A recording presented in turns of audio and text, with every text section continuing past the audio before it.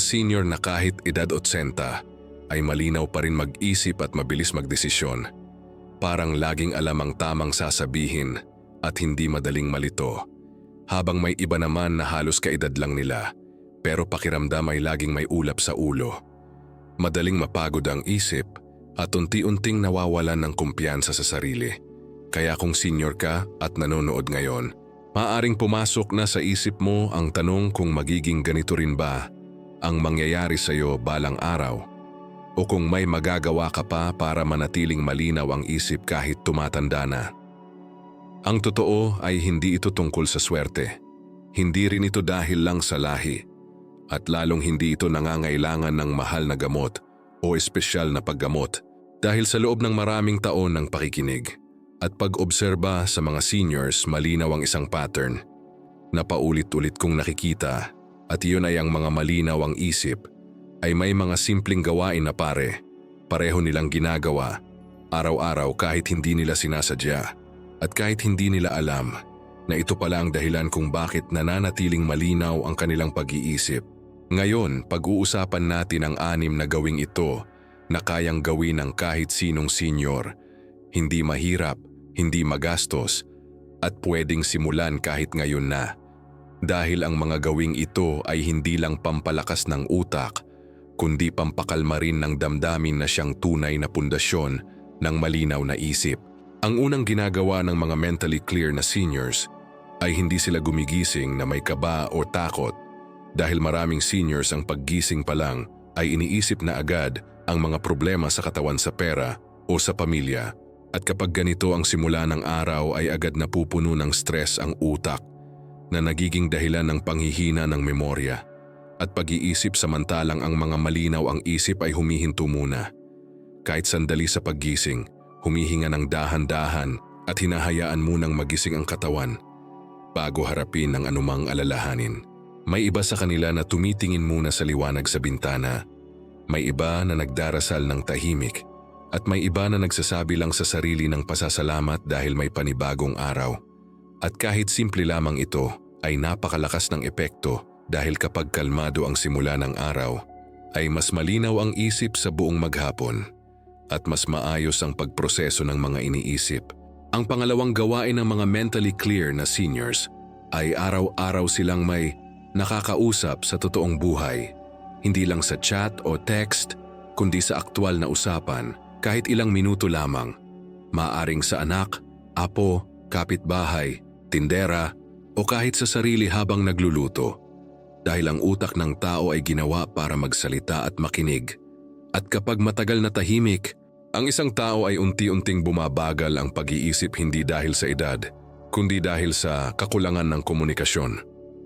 May isang lolo akong nakausap noon na mag-isa sa bahay at bihirang magsalita buong araw.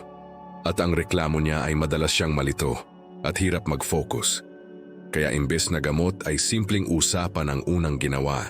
Sa pagdaan ng panahon ay unti-unting bumalik ang linaw ng isip niya, dahil ang regular na pakikipag-usap ay nagpapalakas ng memorya at bilis ng pag-iisip. Ang pangatlong gawain ng mga malinaw ang isip na seniors ay palagi nilang ginagalaw ang kanilang kamay sa may kabuluhang paraan, tulad ng pagluluto, paglilinis, pagtatanim, pagtitiklop ng damit, pagsusulat, o pag-aayos ng maliliit na bagay, dahil kapag gumagalaw ang kamay ay gising ang utak at mas aktibo ang koneksyon ng isip at katawan. Ito ang dahilan kung bakit maraming senior na mahilig magluto o mag-alaga ng halaman ay mas malinaw mag-isip, dahil ang utak ay gustong may ginagawa. At kapag nararamdaman ng isang tao na may silbi pa rin siya araw-araw, ay mas tumitibay ang kumpiyansa at mas nagiging malinaw ang pag-iisip, gaya ng isang lola na tumigil sa pagluluto dahil akala niya ay hindi na siya kailangan at kalaunan ay naging makakalimutin. Pero nang bumalik siya sa kusina, kahit sa simpleng ulam lang, ay bumalik din ang sigla ng kanyang isip. Ang utak ay parang kalamnan na kapag hindi ginagamit ay humihina, at hindi mo kailangang magtrabaho ng mabigat para manatiling malinaw ang isip.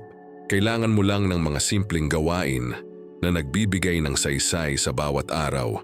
At sa susunod na bahagi ay pag-uusapan natin ang dalawang gawain na tahimik pero napakalakas ang epekto sa memorya at pag-iisip, mga gawain na kadalasang binabaliwala ng karamihan pero hindi kailanman iniiwan ng mga seniors na malinaw pa rin ang isip hanggang ngayon. May isang malaking pagkakamali na maraming seniors ang ginagawa na hindi nila namamalayan. At ito ay ang paniniwalang kapag tumatanda na, ay natural na lang talagang lalabo ang isip at hihina ang memorya, kaya tahimik na lang nilang tinatanggap ang pagkalimot at pagbagal ng pag-iisip. Kahit sa totoo lang, ay may mga simpleng gawain na pwedeng gawin araw-araw para mapanatiling malinaw at matalas ang isip kahit lampas edad 70. Kung iisipin mo sandali, mapapansin mo na ang mga seniors na malinaw pa rin mag-isip ay hindi basta-basta sumusuko sa ideya na matanda na sila at wala na silang magagawa. Pagkus ay patuloy silang gumagawa ng maliliit na desisyon, araw-araw na pinoprotektahan ang kanilang utak mula sa unti-unting panghihina, at dito papasok ang ika-4 na gawain na pare-pareho nilang ginagawa nang hindi nila namamalayan. Ang ika-4 na gawain ng mga mentally clear na seniors ay hindi nila hinahayaang manatiling magulo ang kanilang emosyon sa loob ng mahabang panahon dahil alam man nila o hindi, ang matagal na sama ng loob, lungkot, galit o takot ay direktang nagpapabigat sa isip at nagpapahina sa memorya. Kaya ang mga malinaw ang isip ay marunong maglabas ng nararamdaman sa tamang paraan. May ilan na kinakausap ang kanilang sarili habang naglalakad, may ilan na nagkukwento sa kaibigan, at may ilan na nagsusulat ng iniisip sa papel. Pero ang mahalaga ay hindi nila kinukulong ang bigat sa loob. Dahil kapag naiipon ang emosyon, ay parang binibigatan nito ang utak at pinapabagal ang pagproseso ng mga alaala at impormasyon.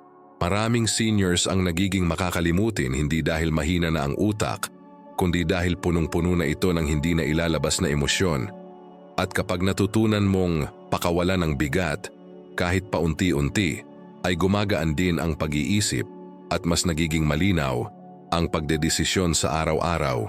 Ang ika-5 gawain ng mga malinaw ang isip na seniors ay pinapahalagahan nila ang maayos na tulog higit sa lahat ng bagay, dahil ang tulog ang oras kung kailan nililinis ng utak ang mga hindi kailangang impormasyon at inaayos ang mga alaala. Kaya kapag kulang o magulo ang tulog, ay parang naiipon ang kalat sa isip na nagiging dahilan ng pagkalimot at mental fog. Hindi ibig sabihin na kailangan nilang matulog ng matagal, kundi matulog ng maayos at may regular na oras. At mapapansin mo na ang mga seniors na malinaw pa rin mag-isip ay may simpleng routine bago matulog, tulad ng pagpatay ng ilaw, ng maaga, pag-iwas sa balita o stress bago matulog, at pagbigay ng oras sa katahimikan upang magpahinga ang isip bago pumikit ang mata. May mga seniors na nagsasabing hindi na nila kailangan ng tulog dahil maiksi na lang ang araw. Pero sa totoo lang, habang tumatanda ay mas nagiging mahalaga ang tulog dahil ito ang panahong inaayos ng utak ang sarili nito. At kapag pinabayaan ito, ay unti-unting humihina ang memorya at bilis ng pag-iisip. Isang lola ang nagbahagi sa akin na dati ay hirap siyang matulog dahil palagi siyang nag-iisip sa gabi, kaya kinabukasan ay lutang at makakalimutin siya.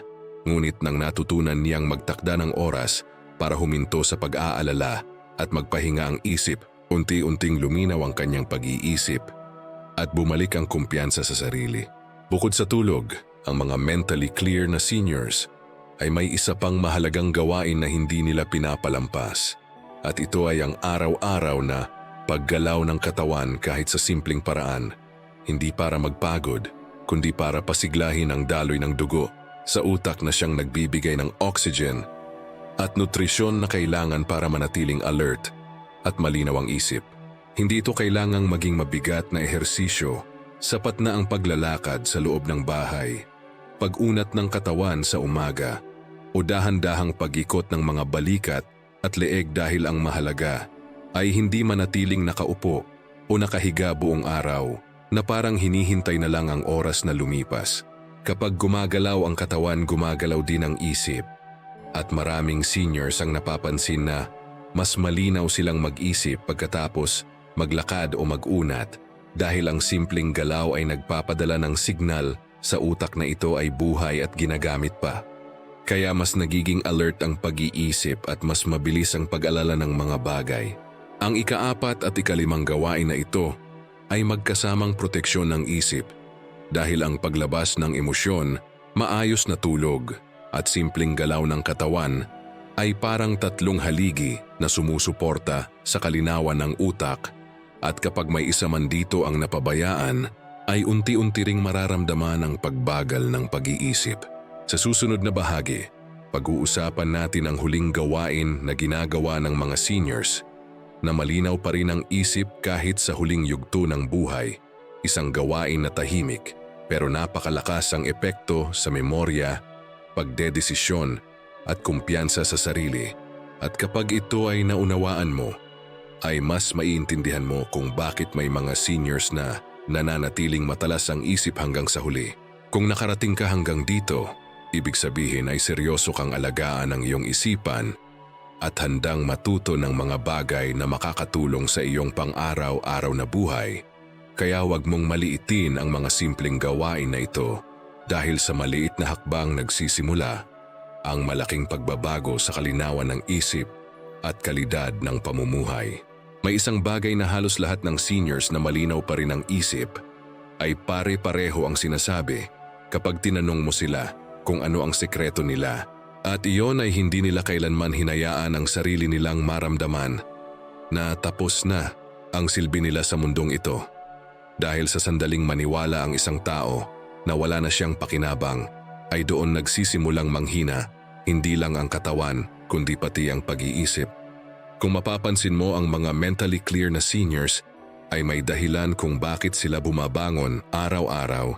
Maaaring ito ay simpleng pag-aalaga ng halaman, pag-aayos ng bahay, pagtulong sa apo o pagbibigay ng payo sa mas bata.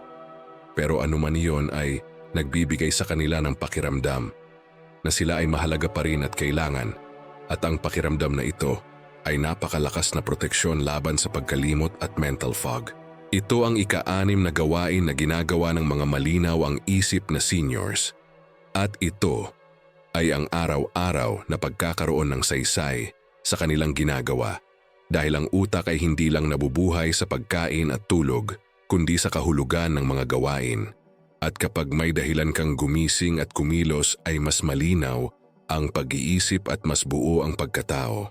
Maraming seniors ang unti-unting nawawalan ng linaw ng isip hindi dahil sa edad kundi dahil pakiramdam nila ay wala na silang silbi, wala nang nakikinig at wala nang umaasa sa kanila, kaya tahimik silang umiikli ang mundo hanggang sa bahay na lang at kama.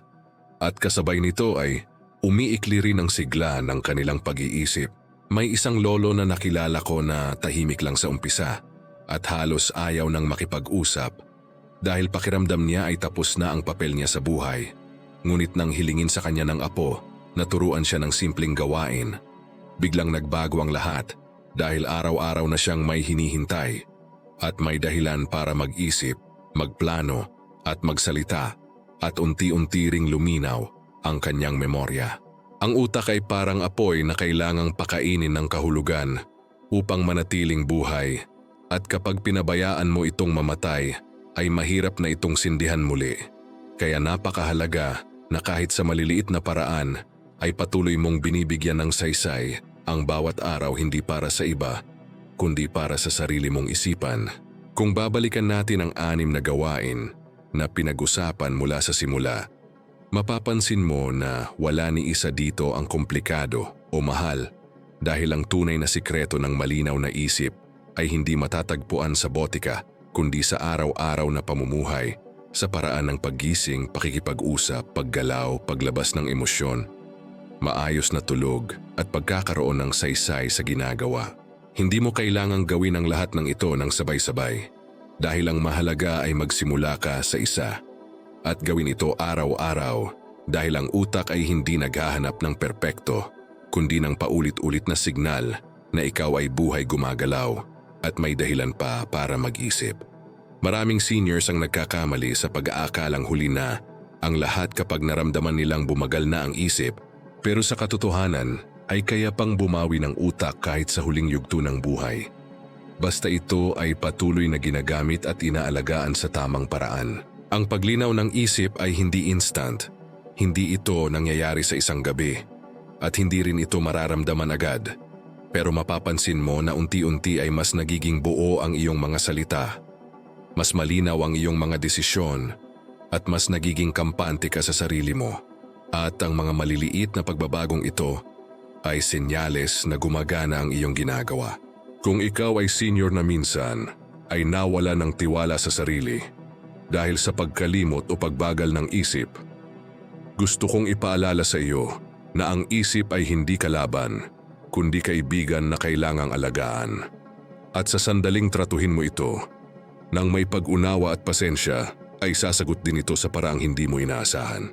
May mga araw na pakiramdam mo ay malinaw ang isip, at may mga araw na pakiramdam mo ay pagod ito, at normal lamang iyon. Dahil ang mahalaga ay hindi ka sumusuko at patuloy mong binibigyan ng halaga ang iyong sarili, kahit sa mga araw na mabigat ang pakiramdam. Ang malinaw na isip ay hindi nangangahulugang perpektong memorya, kundi kakayahang mag-isip ng maayos magdesisyon ng may kumpiyansa at tanggapin ang sarili kahit may kahinaan. At ang ganitong klase ng kalinawan ay mas mahalaga kaysa sa simpleng pag-alala ng detalye. Habang ikaw ay tumatanda, mas nagiging mahalaga ang pagiging mabait sa sarili at hindi masyadong mahigpit sa paghusga, dahil ang sobrang pagpuna sa sarili ay nakakadagdag lamang sa bigat ng isip at nagpapabagal sa pag-iisip, kaya piliin mong maging mahinahon at mapagpasensya sa iyong sarili araw-araw. Kung narating mo ang bahaging ito ng video, ibig sabihin ay handa kang alagaan ang iyong isipan at bigyan ang sarili mo ng mas magandang kalidad ng buhay. At sana ay dalhin mo ang mga simpleng gawing ito sa iyong araw. Araw na pamumuhay hindi bilang obligasyon, kundi bilang regalo sa iyong sarili. Hindi mo kailangang patunayan ang iyong halaga sa iba dahil sapat na alam mong ikaw ay may silbi, may saysay at may kakayahang manatiling malinaw ang isip. Hanggat patuloy mong inaalagaan ang iyong sarili sa maliliit ngunit makabuluhang paraan. Kung may isa kang bagay na sisimulan pagkatapos panoorin ito, piliin mo ang gawain na pinakamadali para sa iyo at gawin mo ito bukas. Dahil ang pagbabago ay hindi nagsisimula sa malaki kundi sa maliit at tuloy-tuloy na hakbang.